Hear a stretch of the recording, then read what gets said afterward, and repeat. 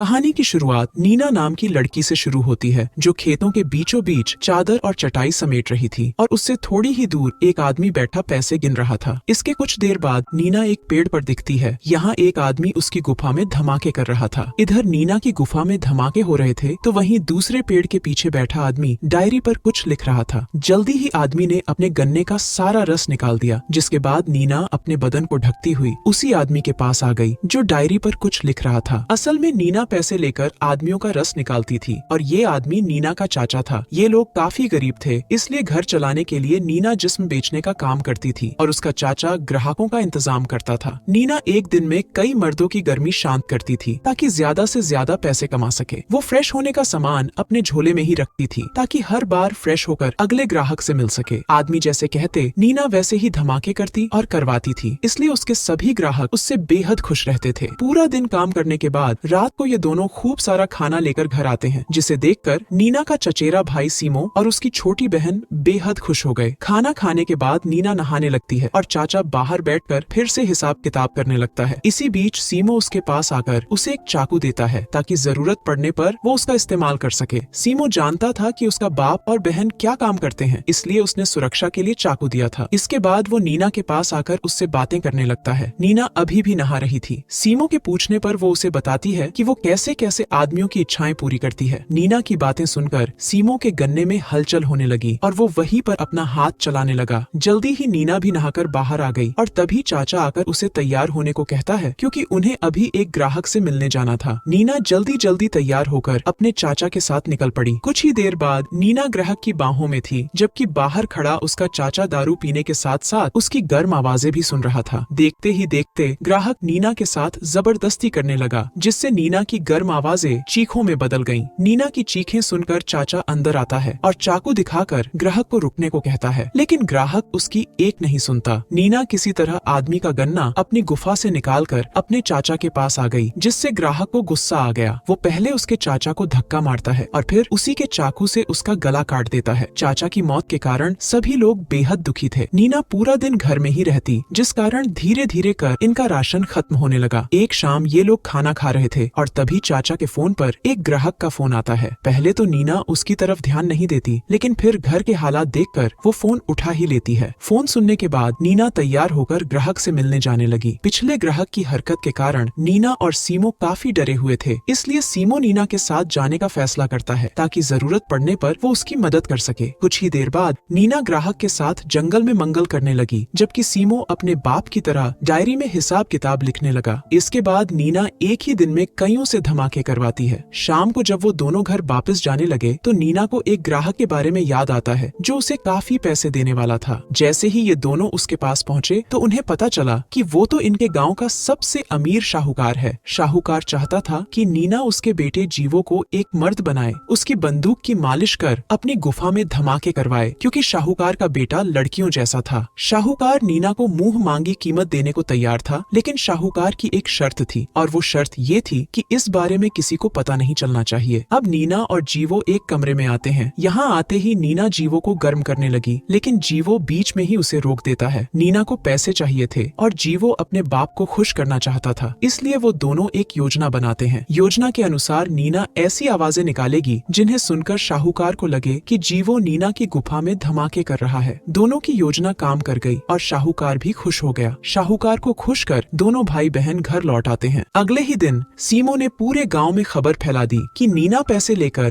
अपने रसीले तरबूजों का रस पिलाती है। ये सुनकर बहुत सारे लोग नीना का स्वाद चखने आने लगे थे। देखते ही देखते इनका काम काफी अच्छा चलने लगा। ऐसे ही एक दिन इनके इस जिस्म बेचने के काम के बारे में पुलिस अफसर हैरी को पता चल गया। वो सीमो के पास आकर अपना कमीशन सेट करता है। कमीशन के साथ साथ वो नीना की गुफा में अपना पानी भी निकालता है। हैरी को आज से पहले इतना मजा कभी नहीं आया था, इसलिए वो कई बार नीना की गुफा में धमाके करता है। इसी बीच वो सीमो को अपने गे साथी रियो का पानी निकालने को कहता है और सीमो को ना चाहते हुए भी उसका गन्ना अपने अंदर लेना ही पड़ा। ऐसे ही करते करते 2 महीने बीत गए थे। नीना गांव के मर्दों की आग बुझाकर पैसे कमा रही थी, जबकि सीमो ने गांव की औरतों की गुफा में धमाके कर पैसे कमाना शुरू कर दिया था। दोनों भाई बहन गुफा और गन्ने का खूब फायदा उठा रहे थे। एक दिन ये दोनों पानी निकालकर घर की तरफ जा रहे थे और तभी रास्ते में इन्हें हैरी मिलता है। हैरी इनसे अपना कमीशन लेने के लिए रुका था, जिसे लेकर वो वहाँ से चला जाता है। अगले दिन नीना नीना को काफी तेज बुखार हो गया। सीमो जल्दी जल्दी उसे कंबल में लपेटकर दवाई लेने बाहर चला गया। इसी दौरान हैरी भी गांव में चक्कर लगा रहा था। तभी उसकी नजर एक जवान लड़की पर पड़ती है जो कॉलेज से अपने घर जा रही थी। हैरी का उस पर दिल आ गया और वो उसका पीछा करने लगा। लड़की घर आकर अपने कपड़े बदलने लगी और हैरी छुपकर उसे देखने लगा। दूसरी तरफ हैरी का साथी रियो पूरे नशे में था और तभी उसकी मुलाकात सीमो से होती है। वो सीमो से अपना पानी निकालने को कहता है, लेकिन सीमो को कुछ खास करना नहीं पड़ता क्योंकि रियो काफी नशे में था। सीमो के पास नीना की दवाई के लिए पैसे कम पड़ गए थे, इसलिए वो रियो के पैसे और उसकी घड़ी निकाल लेता है। इसके बाद वो उन पैसों से दवाई खरीदता है और घर जाकर अपनी बहन को देता है। नीना ठीक तो हो रही थी, लेकिन अभी वो काम पर नहीं जा सकती थी, इसलिए सीमो जीवो को नीना का ख्याल रखने के लिए बुलाता है और खुद काम पर निकल जाता है। सीमो पूरा दिन गाँव की औरतों की गुफा में धमाके कर जब घर वापस जा रहा था तो हैरी उसे पकड़ लेता है क्योंकि उसने उसके साथी की घड़ी चुराई थी। हैरी पहले उसकी खूब पिटाई करता है और फिर उसे जेल में डाल देता है। इसी जेल में वो कॉलेज वाली लड़की भी थी जिसका हैरी पीछा कर रहा था। हैरी उसकी गुफा में अपने गन्ने का रस निकालना चाहता था और वो भी लड़की की सहमति से, इसीलिए उसने अभी तक उसे हाथ नहीं लगाया था। दूसरी तरफ सीमो के घर ना लौटने पर नीना को उसकी चिंता होने लगी। घर में खाने पीने को भी कुछ नहीं था, जिस कारण कमजोर नीना बेहोश हो गई। उधर जेल में सीमो लड़की से उसका नाम पूछता है। इस लड़की का नाम माया था। वो सीमो से मदद मांगती है, मगर सीमो की तो खुद की दुनिया ही हिली पड़ी थी। उन दोनों को बातें करते देख हैरी को गुस्सा आ गया। माया को डराने के लिए वो साला सीमो की पिटाई कर देता है। साथ ही वो उसे माया से दूर रहने की धमकी भी देता है। कुछ देर बाद हैरी के हाथ सीमो की डायरी लगती है जिसमें नीना के ग्राहकों के नंबर और पूरा हिसाब किताब लिखा हुआ था। वो सीमो के पास आकर उससे कहता है कि अगर तुम्हें यहाँ से बाहर निकलना है तो मुझे पैसे देने होंगे, मगर सीमो के सारे पैसे नीना के इलाज में खत्म हो चुके थे। अब हैरी नीना के एक ग्राहक को फोन कर माया के साथ मजे करने जेल में बुलाता है, मगर जब वो आदमी जेल में आया तो हैरी ने उससे पैसे लेकर उसे भगा दिया। सीमो हर हाल में माया को बचाना चाहता था, इसलिए वो कुछ सोचकर हैरी से एक सौदा करता है। वो कहता है कि माया को मनाने के लिए मैं और मेरी बहन तुम्हारी मदद कर सकते हैं। हैरी को उसकी बात सही लगी और वो जल्दी जल्दी नीना को अपने पास आने को कहता है, लेकिन नीना के आते ही वो उसे माया के साथ जेल में डाल देता है। नीना को कुछ समझ नहीं आ रहा था कि यहाँ क्या हो रहा है। उसके पूछने पर हैरी उसे पूरी बात बताता है कि तुम्हें माया को मेरा पानी निकालने के लिए तैयार करना है। अगर तुमने ये काम कर दिया तो मैं तुम्हें और तुम्हारे भाई को छोड़ दूंगा। अब ना चाहते हुए भी नीना माया को तैयार करने लगी। माया के तैयार होते ही हैरी उसे अपने पास बुलाता है। वो पहले तो उसके साथ प्यार से पेश आता है, लेकिन फिर अचानक वो जबरदस्ती उसकी दोनों गुफाओं में धमाके करने लगा, जिससे माया की चीखें हर तरफ गूंजने लगी। अपना काम खत्म कर वो माया को फिर से जेल में डाल देता है। रात को जब वो फिर से माया को लेने आया तो नीना उसे रोक लेती है। माया को आराम की जरूरत थी, इसलिए नीना कहती है कि मैं माया के सामने ही तुम्हारे गन्ने की सवारी करूंगी ताकि माया भी सब सीख सके। हैरी उसकी बात मान गया। जल्दी ही नीना उसे मजे की सैर करवाने लगी, लेकिन जैसे ही उसका होने वाला था तो नीना ने चाकू से हैरी का गला काट दिया। इसके बाद वो जल्दी जल्दी चाबियां लेकर सीमो और माया को आजाद करती है। हैरी तड़प तड़प कर मर गया था और ये लोग अपने घर आकर जल्दी जल्दी